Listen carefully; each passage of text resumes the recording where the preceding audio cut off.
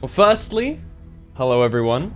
To everybody who made it, thank you for coming here. The first time we do our little news segment, we're going to be covering the news from the 5th, Monday, to the 11th, which is today, Sunday. Now, let's begin with our very first topic. First off, we started this week. Actually, directly started this week. This is on Monday that this dropped. Is the termination notice of Selen Tatsuki with Anycolor. Writing, we hereby announce that we have had to make the difficult decision to terminate our contract with the Nijisanji Ien Liver Selen Tatsuki, effective immediately due to the repeated breaches of contract and misleading statements on social platforms. So they go over the things, the violations that have been broken in this notice. This was not received very well by the community, which is clear because, well, Selen was the biggest female liver within Nijisanji En and a massive fan favorite. Some of the things that they have accused her of encompass a wide range of issues, according to them, such as non-compliance with rights, confirmation, and authorization flows, which, as they state here, could potentially lead to infringement of third-party rights, including copyrights.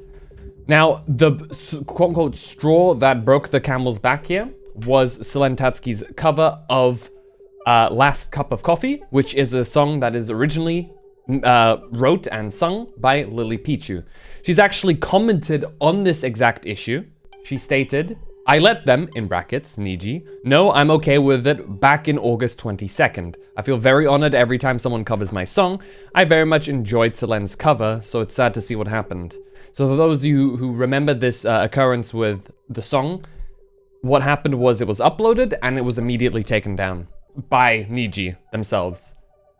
And this caused a big scenario where Selen had urged a lot of people to just re-upload it anyway, because she believed they had gotten all the confirmation they needed, and she had paid for everything basically out of her own pocket. But as the community notes here has stated, is one, Selen had copyright permissions from the original singer and producer of the cover, as we mentioned previously with Lily Pichu.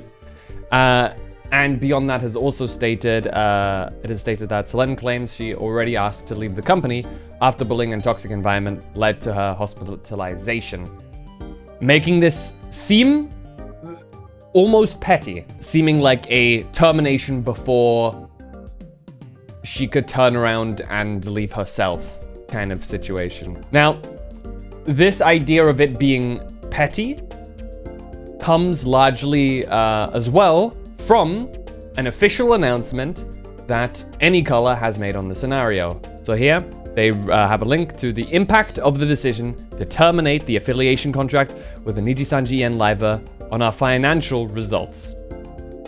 And here they make a very brief, very quick statement in which they simply say, "On February 5th, 2024, Anycolor made the decision to terminate our affiliation with the Nijisanji En Liver Selen Tatsuki.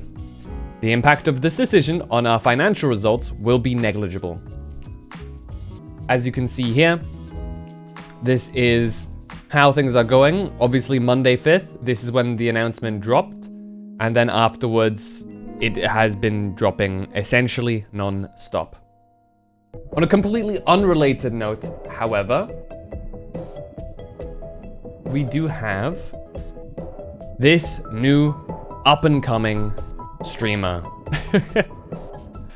called Dokibird has been a previously inactive streamer for the last few years and has now made a return on February 5th, stating, "I will not be silenced anymore. On December, I was hospitalized for an attempt that was caused by build-up of bullying from within and being in a toxic and poor environment for numerous months.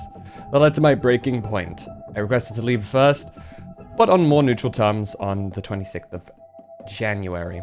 Since her return, Dokibird has been growing at a very rapid pace. Previously, earlier in the year, she was at about 4,000, and now, suddenly, we're almost at 500,000, with the first return stream having reached about 130k plus viewers at one point, with the total viewer count being 1.2 million of the return stream, which is a massive, massive achievement.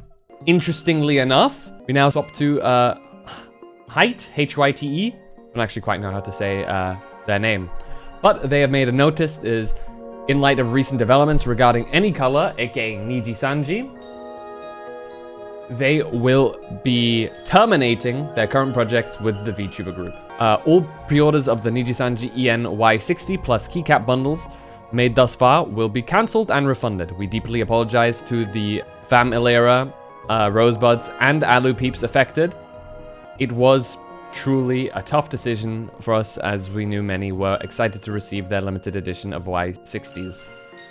However, we move on to the next segment.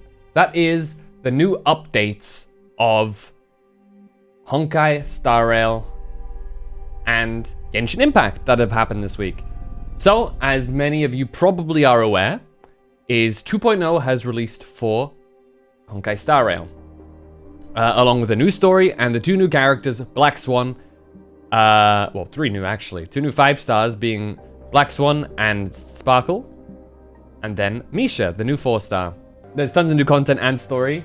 There's also a selector from the newest event of a couple of the characters. So yeah, if you've been wanting to hop into Star Rail, now is a great time to do so. With Genshin, we have the release of 4.4 with the new character Xianyun and Gaming, along with the new area of Liyue that they've released, and a rerun of Nahida. The characters here are also accompanied by the newest Lantern Rite Festival, which celebrates the Lunar New Year of many Eastern countries.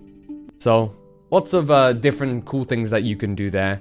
Though there has been a small amount of drama around the rewards given. Overall, it's a nice little event to take part of if you are into Genshin. Yeah, and happy Lunar New Year for anyone in chat who celebrates it. So whether you are a Genshin Impact player or a Honkai Star Railer, it's been a good week and a great time to return if you've been missing. Now on to the next segment. We have some happenings within Microsoft.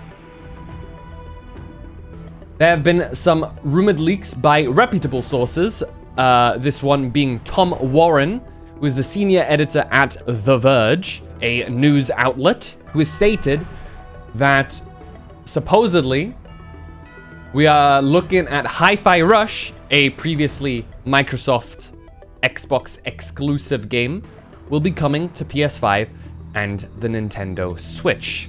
Supposedly, there are potentially even more games that are Microsoft PC exclusives that will be coming to other console systems.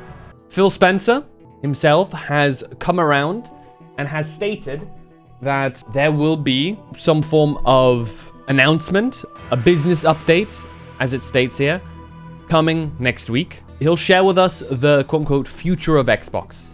Next up, rest in peace Funimation. Crunchyroll has made an announcement that Funimation will be merging into it. Stating here, thank you for being a loyal Funimation customer. The Funimation services is ending on April 2nd, 2024. They also say you can still access the content you love on Crunchyroll, which houses one of the largest anime libraries, subs and dubs, catalog and simulcast, as well as games and the Crunchyroll store. A negative thing to come out of this is that Crunchyroll won't support the digital copies redeemed through Funimation.